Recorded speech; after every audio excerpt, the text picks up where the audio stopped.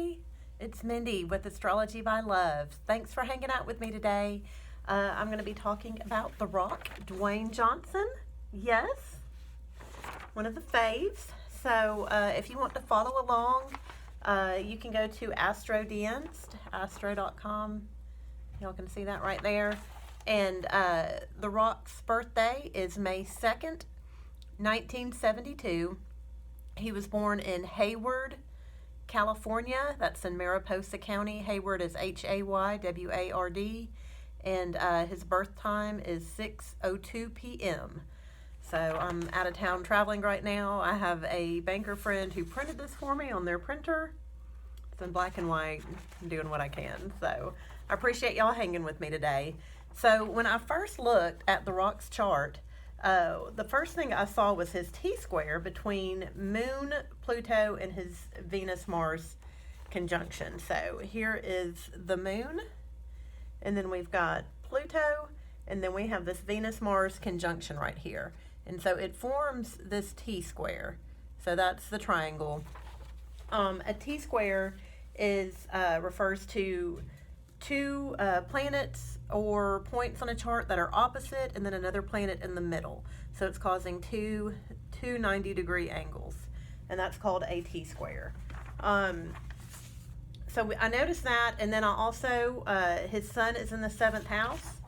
So with that T-square and then with the sun in the 7th house, we're definitely talking about some relationship dramas. So we're going to go over that. And then also Uranus is in the 12th house right here, opposite Mercury. So we're going to talk about that placement as well. But let's start with the T-square. So like I said, anytime 2 points or planets opposite each other on the chart, and then another point or planet in the middle. So that's the T-square. And the rocks here is between the Moon, Pluto, and Venus and Mars. So when someone's moon is in Capricorn, the rock's moon is in Capricorn. So you can see that right here. This is a Capricorn symbol, and then we've got the moon right there. So the moon is our emotional body, and it tells us how we process emotions, how we feel things, if we're really comfortable with our emotions. And it also tells us about our mother and the women we tend to be attracted to. And so the moon is not really comfortable in Capricorn. So Capricorn is not a very emotional sign, likes things structured, is not a touchy-feely little sign, likes to be in charge, likes structures, likes plans, does not go with the flow very well. And so, having the moon in Capricorn shows that the rock's mom was a bit of a structured taskmaster. His mother was more concerned with performance rather than his comfort or feelings. This is the kind of mother that's going to tell you to suck it up and get back out there, as opposed to like, oh, poor baby. And so the moon in Capricorn is also very business oriented. So this shows that, moon and Capricorn people are folks who do their homework first before going out to play. And this is just a mentality. So the rock, his bills have to be paid. Money has to be in the bank before he can relax and have any sort of romantic notions with anybody. It really, money is super important to that Capricorn emotion. His moon also being in the 3rd house. So you can see right here, this is 3rd house. This is where his moon is. So moon in the 3rd house also shows that, community relationships were very important to him. He was very well involved in his community, and there is a loose conjunction with Jupiter. So it shows that these were very positive. So there's Jupiter right there. Looks kind of like a little funny 4. So it shows that these relationships were really positive and beneficial for him, being in the community. And his mother actually probably encouraged and directed a lot of community activities for him. And with that moon squaring Pluto, and that's Pluto's right here in the 12th house. So this is that 90-degree angle we were talking about, a square. When the moon is square Pluto, it shows that the mother was very controlling and did so in a sort of negative and demeaning way. This is really a rough placement in one's chart. You don't typically get the nurturing that you crave and want. And with Pluto being in the 12th house, she was probably only this way behind closed doors. And we see that reiterated with Jupiter conjunct the moon in the 3rd house. So, behind closed doors, his mother just controlled the situation probably the best she could, but in a very negative way. So, anyways, Jupiter is the planet of abundance and blessings, and it is loosely conjunct his moon in the 3rd house. So, this shows when the moon and Jupiter are close by, it shows that the rock has, a glass half full emotional mentality. He's not looking on the negative side of things. He feels good, and he gives people the benefit of the doubt, and he knows they meant well. And, that's a beautiful, beautiful placement to have.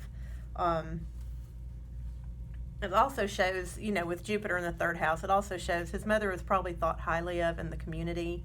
And, even though she was controlling and negative behind closed doors. The 3rd house shows the area of our life. It represents our neighbors, cousin, those people that were in your life that you didn't really have control over. Like they were there, and you got along with them, or you tried to get along with them because they were there, but you didn't really have a choice about them being in your life. And so that's it includes siblings as well. But that's the community you grow up in, and so that's what the 3rd house tells us about.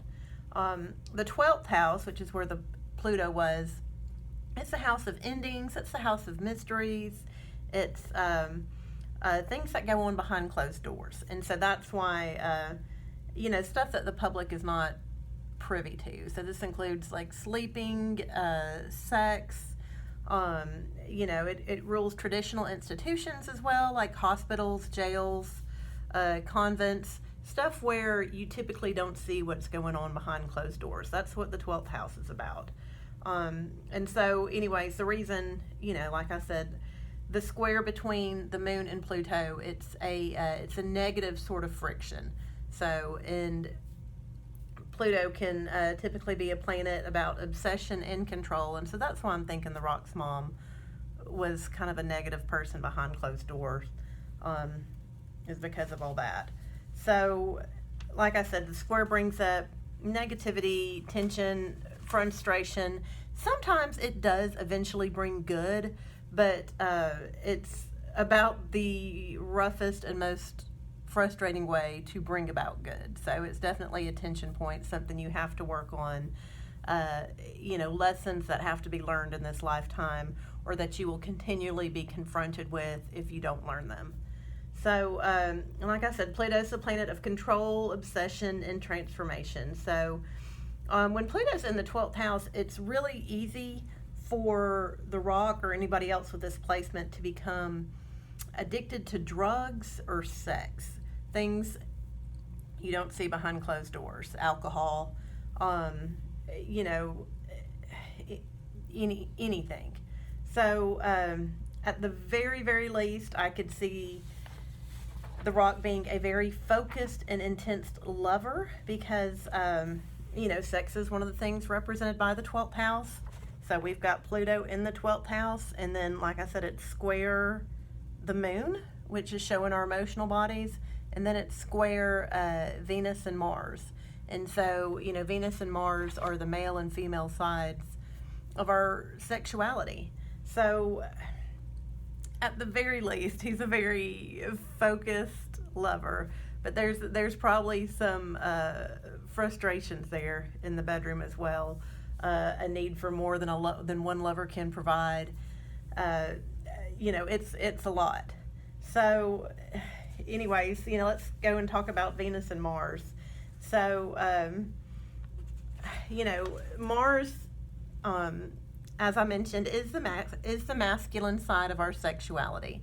So it shows how we go after stuff. It shows our aggression, how we fight, how we how we get angry and how we get it out and how we go after stuff. And so it's the masculine side of sexuality.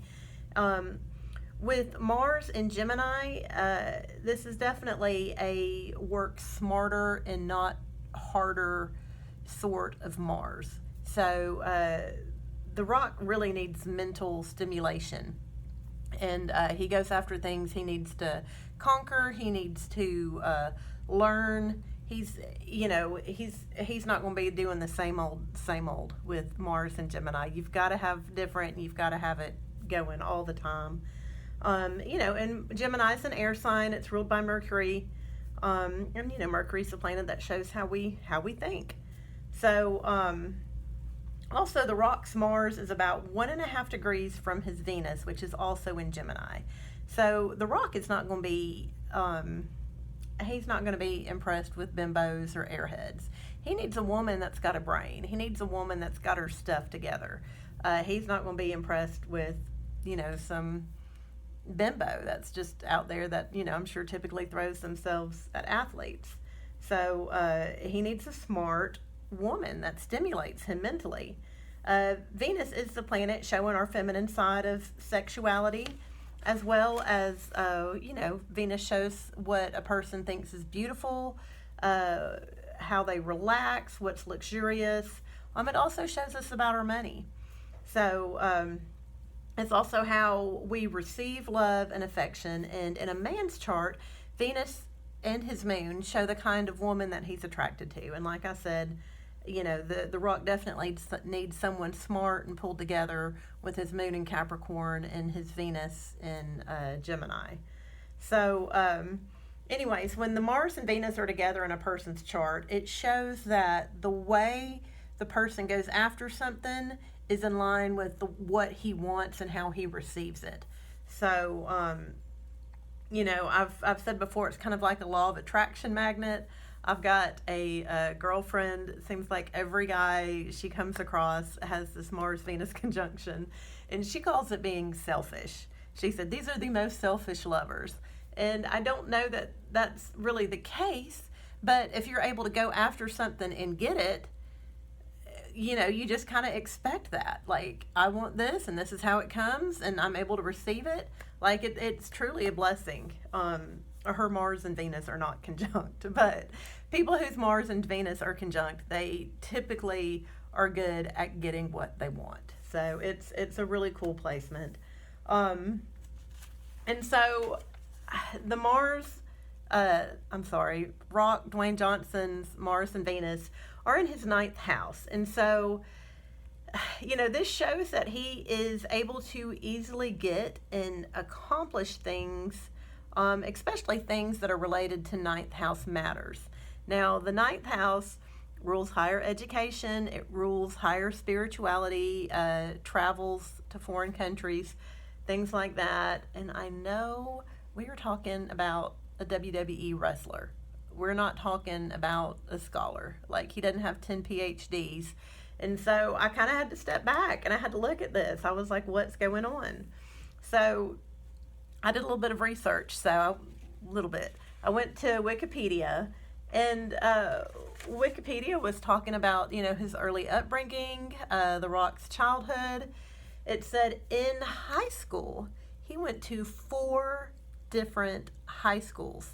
That's a lot. And not only did he go to 4 different high schools, he went to 4 different high schools in 3 very different states. He went to high school in Hawaii, Tennessee, and Pennsylvania. So that alone is going to kind of throw you off track, make it more difficult to achieve any sort of education ambitions or educational goals. Wikipedia also said that The Rock was arrested multiple times for fighting, theft, and check fraud. So all this happened before the age of 17, and yet he got multiple full ride scholarships to Title I division schools to play football. And, I'm not saying he wasn't a good football player. He did not get drafted in the NFL. But we all know talented athletes who one arrest derails college, who one high school transfer derails college. You don't have 4 high schools and multiple arrests and get full ride scholarships without having some kind of magic going on in your ninth house. And that's, The Rock has his magic right here. This is Mars and Venus in the ninth house. And so that is, to me, probably the main reason why he got drafted and got to go to Miami, and, they won the championship and all that. So, so something else I want to talk to y'all, especially about this Mars and Venus combination. So I know I've talked to y'all before about stars, and, Mars in the Rock's natal chart is within 30 minutes of the star Alnilam, Alnilam. So it is the 29th brightest star in the sky. It's the brightest star in Orion's belt. So Orion was known as a warrior. The constellation a lot of times has connotations of war attached to it. Orion's belt, that's an accessory. That is not something, it's an accessory. And the brightest star in a belt and an accessory on a warrior, I was reading it and I thought, that's kind of similar to a championship wrestling belt. Little blingy belt, don't you think? So, anyways, Alnilam can actually give someone who's verbally combative, verbally confrontational, and sometimes can lead to physical confrontation. And so I used to watch WWE wrestling as a child and would just sit there amazed at all the trash talking those men would do, and the women as well. And, Alnilam actually, it lends itself to that. Alnilam has about a 2-degree orb of influence. So with Alnilam being within 30 minutes of the Rock's Mars, it's definitely affected by this. Now remember, there's 60 minutes in a degree. So, this is like less than half a degree of influence. So this rock definitely, this star Alnilam on the belt of Orion, definitely influences the Rock. So it's said to give strength, energy, industry, organizing abilities, good fortune, and notoriety. So, and that's the Mars. That's how he goes after things. And so that's, we see that play out. Now, like I said, the rocks Mars and Venus, they're within 1.5 degrees of each other. So they're very, very close. And right between them is another star worth noting. That star is Alhecca. So that's Al space Hecka. And Alnilam that we just talked about is 23 degrees, 49 minutes of Gemini, and Alhecca is 24 degrees, 42 minutes of Gemini. So both are really close, within 1 degree of the rock's Mars-Venus conjunction. Both stars have about a 2-degree orb of influence. Alhecca is a warrior star too. It's on the tip of the horn of the Taurus bull in the Taurus constellation, just the tip of it. And of course it flavors, any planet or point that it touches with aggression, power, dominance, and also brings wealth and honor. So, anyways, I do have a list of stars that I have put on my blog at astrology.by.love.com. Y'all check it out. It's just every now and then you see a planet or a point or something not performing like you would expect it to.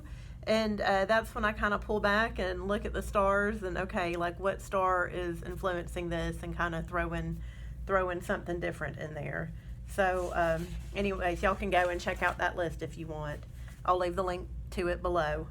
So anyways, we can see why the Rock got multiple college scholarships and was such a successful wrestler. So, go Rock. Woohoo! So now on to his sun in the 7th house. So here his sun, 12 degrees, 42 minutes of Taurus, right here in his 7th house, not being influenced by any stars. I did look. And so he may be a warrior, but he feels his best and is energized in long-term relationships. So Taurus is a fixed sign. It's ruled by morning star Venus. and is very grounded, stable, likes luxuries, is at home in a comforting, sensual environment. The rock sun is also trine Jupiter. So this is, let's see. So this is really great. So here's the sun, and it's trine Jupiter down here. That is loosely trine the moon. But right here, and so Jupiter brings abundance, spiritual blessings to him as well in all his long-term relationships, which is great because his, we've talked about it. The moon and Venus aren't really in that great of shape. Venus is in the sign of Gemini, which is a thinking sign. And Venus likes to feel. Venus does not like to think, it likes to feel. And so you've got a structured, unfeeling moon in a mentally stimulated Gemini. He needs some good things going on in his love life. And so I'm glad that Jupiter trine is there. And so now let's talk about the rock's Mercury, which is opposite Uranus. So here is Mercury right here, 6th house in Aries, and it is opposite Uranus and Libra in the 12th house. So Mercury is how we communicate and think. It's the way our brain processes stuff and the way our mouth expresses it. And so that's what the planet Mercury does in our chart. Uranus is the planet of surprise, chaos, innovation, rebellion, freedom. It rules electricity. You have lightning flashes of intuition or destruction. Uranus definitely keeps us on our toes. So when these two planets, Mercury and Uranus, are opposite each other, it brings about a heightened sense of intuition, and it also causes lightning fast thinking and decision-making skills. And it can also bring about a genius intellect. So with Uranus in the 12th house, the rock is also a little bit psychic, maybe a little bit more than a little bit. And he's able to see things before they happen. He's able to feel and intuit stuff that's about to happen. He also has dreams and, once again, intuitions about the future. So, that's kind of a cool placement. And so lastly, I also wanted to talk to y'all about two transits that the rock is going to be experiencing here in the future. So the first one, Uranus, we just talked about that, chaos, destruction, surprise, electricity, is transiting in Taurus right now. So Uranus is in the sky currently going through the constellation of Taurus. So whenever an outer planet like Uranus starts to conjunct or oppose or square or trine or have any kind of contact with an inner planet, the energy builds. So you start to feel it a couple of weeks before it happens. It doesn't just happen on that one day. It's building, and it may be built to a point where it kind of goes off before it even becomes conjunct, and you may have multiple incidences of it. But you're going to start to see and feel the energy a few weeks beforehand, especially when it's a big outer planet like Uranus. And so Uranus is going to be conjuncting the rock sun going direct on June 6th of 2021. So that's going to be a big day. Something surprising, unexpected, out of the ordinary is going to probably mess up or destroy in a surprising way one of his long-term relationships, maybe all of them. And this isn't just romantic relationships. This could also be long-term business relationships. But, if he constantly has meetings every Tuesday, I'm telling you, by June 6th of 2021, he's not going to be having regular meetings on Tuesday. There's going to be chaos. Uranus is not going to let that happen. It likes its freedom, and it's chaos. So then Uranus is going to turn retrograde, and the next time it hits the rock's sun is going to be November 15th of 2021. And then it will hit the sun one last time, go in direct on March 28th of 2022. So y'all check out those 3 dates. Just kind of pay attention to the rock then. And like I said, as the energy starts building, the rock's going to feel restless, anxious, like he's going to have the need to shake things up in his marriage. Like anything predictable or expected is going to be thrown out the window. A lot of times this could be an indicator of a divorce. I'm not saying he's getting divorced, but I'm saying Uranus hitting your sun in your 7th house, that is definitely a possibility. And like I said, any structures or expectations that are in any of his long-term relationships are going to be thrown out the window during these three conjunctions. So, just kind of hang tight there, Rock. It's, let it loose, let it happen. Try not to be so controlling. And that's the key to Uranus transits, is to go with the flow. So the more you try to control it, the worse it's going to be. And so the next transit he's going to experience is shortly thereafter. It's going to be his Chiron return. And so a Chiron return, it's painful yet cathartic. It's the stuff that's been buried. It's the stuff that you've not looked at, you've not dealt with. It's going to come up to the surface and face you directly. His Chiron is in his 6th house. It is conjunct his Mercury. So he probably has some deep resentments, traumas. We've talked about, Capricorn moon square Pluto. Like, childhood was not lovey-dovey growing up. So he probably has some resentments, stuff like that he's going to be faced with. And it's hard with Capricorn moon. A lot of times there are buried emotions because they just don't like dealing with emotions. It's too much, so you push it down, and all that's going to be coming up during this Chiron return. And so that's actually going to start about 2 months later. May 21st, 2022 is going to be the first time Chiron comes across his natal Chiron. Then it's going to go retrograde, come back, hit it again September 18th of 2022, and then it'll go direct, hitting one last time March 22nd of 2023. And once again, these energies are building before they become exact, but he's got a couple of sort of rough years ahead of him. And, so the 6th house rules daily routines. It rules our health. And, there's a lot of ancient texts that call it the house of slaves. So it tells whether you are a slave or will have slaves. It's not the prettiest of houses, but that's where his Mercury is. That's where Chiron is, and he's going to have to revisit these old wounds, anything that hasn't been dealt with. So not fun stuff, but definitely necessary. So keep an eye on those dates for the rock. Send him, prayers or warm healing thoughts during that time. And, just wanted to give y'all a heads up about the rock's life and what we're about to see play out for him. So, anyways, that is it. Thank you for watching.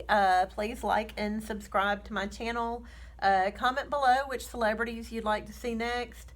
And links to my websites are also below as well. So, thank you for hanging with me today. I appreciate it.